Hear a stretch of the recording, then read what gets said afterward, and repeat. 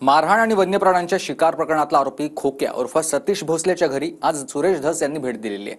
खोक्याचं घर पाडल्यावरून धसांनी वन विभागावर आरोप केलाय। सुरेश धसांनी ढाकणे कुटुंबियालाही भेट दिलेली आहे। पाहूया। आयुष्यभर ह्यांनी कष्ट करून हे घर बांधले आणि ते एका मिनिटात अख्खं त्यांचा संसार उद्ध्वस्त केला। कुणी अधिकारी वन विभाग अधिनियमानुसार आपल्याला हे सगळं करावं लागलं। वन हक्कामध्ये बसतात नाही, बिलकुल बसतात, 100% बसतात। 2006चा अधिनियम भारत सरकारचा आहे। अवैध बांधकाम ठरवत सरकारनं ज्या खोक्याच्या घरावर बुलडोजर फिरवला त्याच्या कुटुंबियांची भाजपा आमदार सुरेश धस यांनी भेट घेतली। कोणती नोटीस न देता घरातलं सारं जीवनावश्यक आणि मुलांचं साहित्यही नष्ट केलं गेल्याचा दावा खोक्याच्या कुटुंबियांनी केलाय। आयुष्यभर ह्यांनी कष्ट करून हे घर बांधले आणि ते एका मिनिटात अख्खं त्यांचा संसार उद्ध्वस्त केला। कुणी अधिकारी सगळे देवाचे वगैरे सगळे फोटो जाऊन टाकले। बरं आता जागाच नाही, कुणी आम्हाला प्लॉट बी देत नाही, कुणी घर एखाद्या आता तुम्ही प्लॉटिंग टाका, आम्हाला पारद्याला प्लॉट देते बघा, मग जायचं कुठं, राहायचं कुठं? काय करायला प्लॉट देत नाहीत, हिलाला देत नाहीत, कुणाला प्लॉट देत नाहीत, मग जायचं कुठं आम्ही? पारदी म्हणलं की डायरेक्ट प्लॉट नको। सतीश भोसलेला न्याय भेटलाच पाहिजे।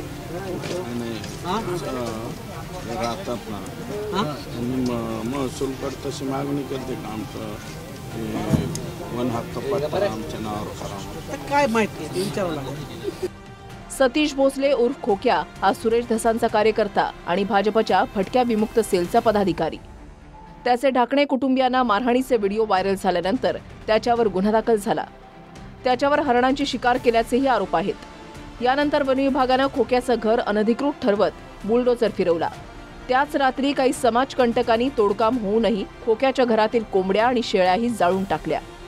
कुटुंबियांच्या आरोपानुसार त्यावेळेला घरातल्या मुलींचा विनयभंगही केला गेला। मला माहित नाही, तोंड बांधलेले होते सर, 20-25 जण होते सर। किती लोक आले? 20-25 जण होते सर।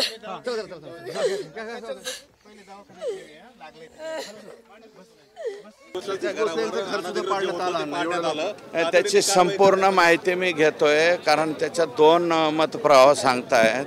आमच्या विभागाचे लोक म्हणतायत की ती जमीन वन विभागाची होती आणि काही जण म्हणताय की ती जमीन वाटप केली गेली होती। लवकरच नाही घेतला का शासनाने? जरा अति जास्त घाई केली असं नाही, शासनानं नाही, तिथल्या काही मी उद्या विचारणार आहे कलेक्टर आणि वन विभाग। अग्नि कुटुंबियांच्या पिता पुत्रांना या ठिकाणी मारहाण झालेली आहे। त्यांचे जवळपास 7 ते 9 दातांना इजा झालेली आहे, ते बाजूला निघलेले आहेत।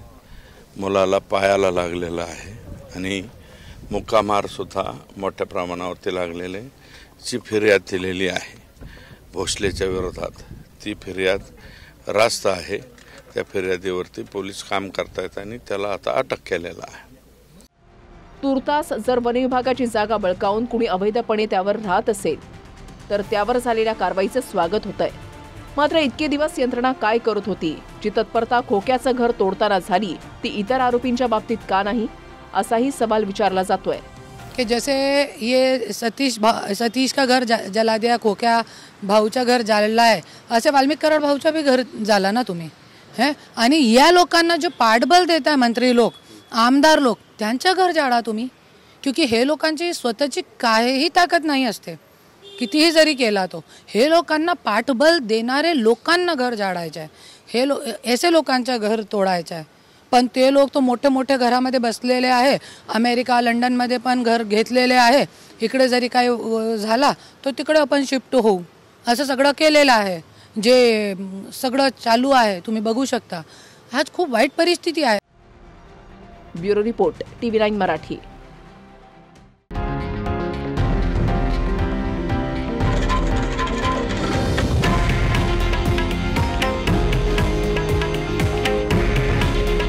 हे आहे देशातील नंबर 1 न्यूज नेटवर्क आणि आपण पाहत आहात TV9 मराठी।